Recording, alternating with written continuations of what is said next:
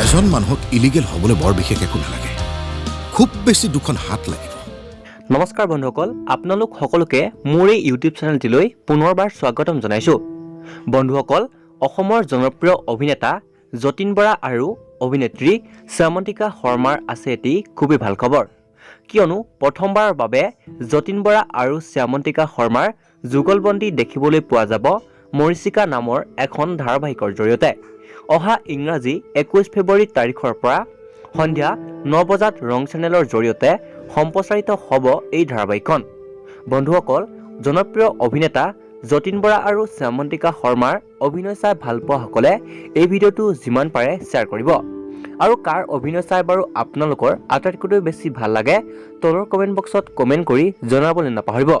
আৰু লগতে এই চেনেলটি ছাবস্ক্ৰাইব কৰি ল'ব, কিয়নো এনেকুৱা ধৰণৰ ভিডিঅ'বোৰ আপোনালোকে সহজতেই পাই থাকিবৰ বাবে। ধন্যবাদ।